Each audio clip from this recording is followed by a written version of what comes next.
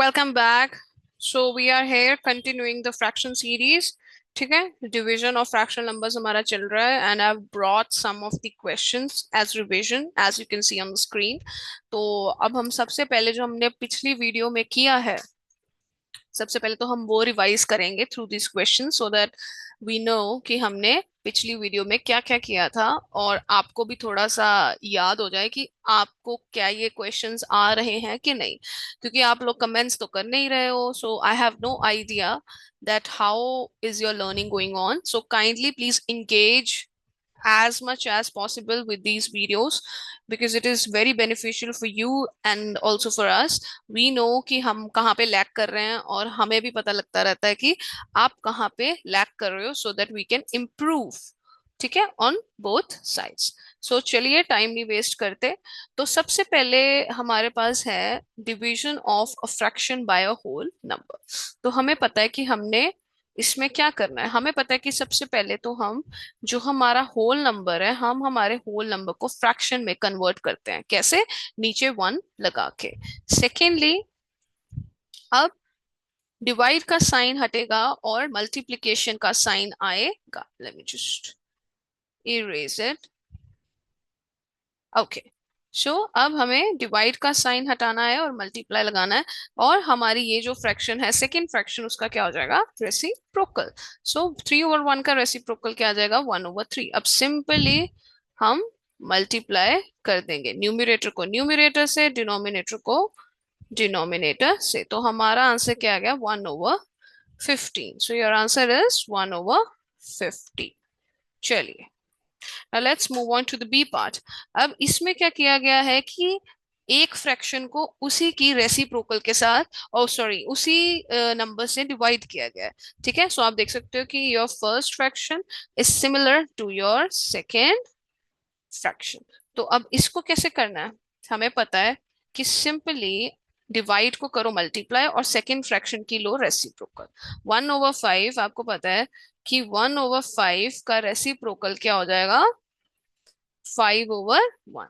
ठीक है, वही चीज हमने यहाँ करी है. ठीक है, सो 1/5/5 क्या आ गया? 5/5. थोड़ा सा लूज, पता नहीं क्यों इतना टाइम ले रहा है, बट एनी हाउ 5/5 इज 1. ठीक है, so when ever you multiply a fraction with it self, तो आपके पास आंसर क्या आता है? 1. ये हमने properties of division of fractions में पिछली वीडियो में किया है. चलिए, अब हमारे पास है whenever you multiply a whole number by a fraction. पहले क्या था? फ्रैक्शन को होल नंबर से किया है, अब हमने होल नंबर को एक फ्रैक्शन से मल्टीप्लाई किया है. तो पर इसमें प्रोसीजर आपका सेम रहेगा. आप अपने होल नंबर को फ्रैक्शन बनाओ. कैसे बनाया वो आपने? नीचे वन लगा के. Simply now what you do is, अब आपको पता है कि डिवाइड को मैंने मल्टीप्लाई साइन में कन्वर्ट करना है और आपकी जो सेकेंड फ्रैक्शन है 4/3 है, इसका रेसिप्रोकल क्या हो जाएगा? 3/4. ओके, सो यहाँ पे आपका रेसिप्रोकल क्या आ जाएगा? 3/4. So simply now you just put multiply science. 3 2 6, 4 1 4. अब देखो क्या ये लोएस्ट टर्म्स में है 6/4? नहीं. वाई? बिकॉज आप देख सकते हो कि इनके अंदर एक कॉमन फैक्टर है, that is 2. So divide it by 2. आपको आंसर हमेशा, मैंने आपको तरीके दो बताए हुए हैं. 2 3 6, 2 2 4. So now your fraction is in its lowest term. Okay, I hope it is clear. Now moving on to the D part. Whenever we know कि जीरो आ जाए, चाहे आपको मल्टीप्लाई करना है फ्रैक्शन के साथ या डिवाइड करना है, your answer is going to be zero only. So I am not going a attempt it. Simply your answer is zero. अब एक और पार्ट कर लेते हैं. Suppose if I have to let me take कि मैं एक फ्रैक्शन को वन से मल्टीप्लाई करती हूँ, तो क्या आंसर आता है? हमें पता है कि अगर मैं किसी भी फ्रैक्शन को वन से, सॉरी यहाँ पे डिवाइड का साइन आना, we are doing division, right? अगर मैं मेरी फ्रैक्शन को वन से डिवाइड करती हूँ तो आपके पास क्या आता है आंसर? सेम जो फ्रैक्शन आपकी स्टार्टिंग में है.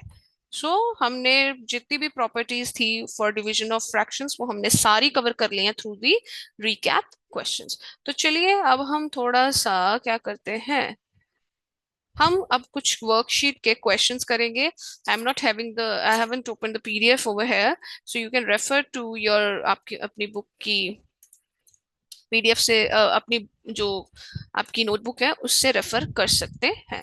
So we are now moving on to worksheet 11। ठीक है, वर्कशीट 11 में सिंपली क्वेश्चन नंबर 1 में क्या कहता है, क्वेश्चन नंबर 1 कहता है कि चलो भाई डिवाइड करो। ठीक है, so we are going to divide. Okay, yes,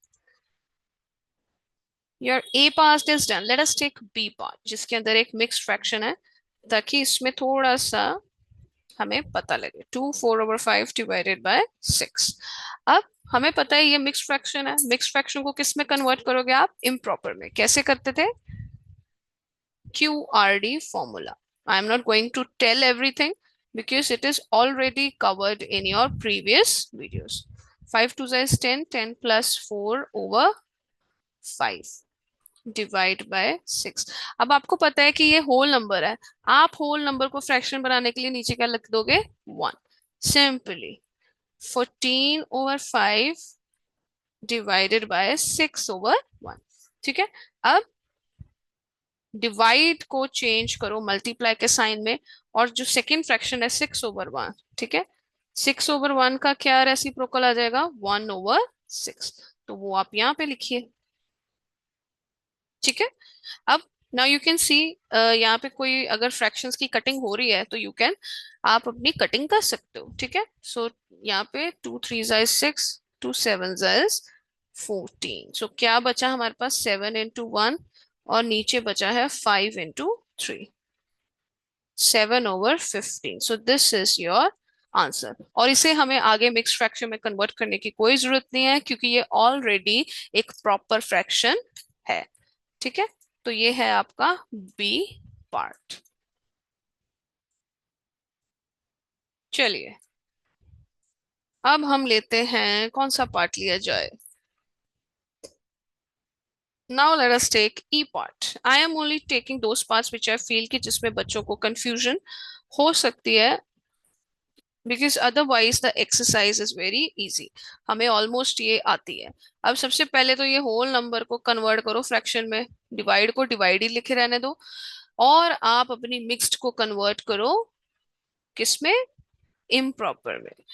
आपने तब तक अपना बच्चे जो आपका ये साइन है डिवीजन का, तब तक इसे मल्टीप्लाई में नहीं चेंज करना जब तक आपकी जो फ्रैक्शंस है वो सिंप्लीफाई नहीं हो जाती हैं। अब देखिए यहाँ पे ये भी होल नंबर दिया है तो होल नंबर को फ्रैक्शन में करो। ये आपकी मिक्स्ड फ्रैक्शन है, मिक्स्ड को इम्प्रॉपर फ्रैक्शन बनाओ, फिर उसके बाद आप डिवाइड के साइन को हटाओगे। सो 3 3 9 + 1 10। सो ये आपका बन गया 10/3। अब हम डिवीजन वाले साइन को हटा सकते हैं।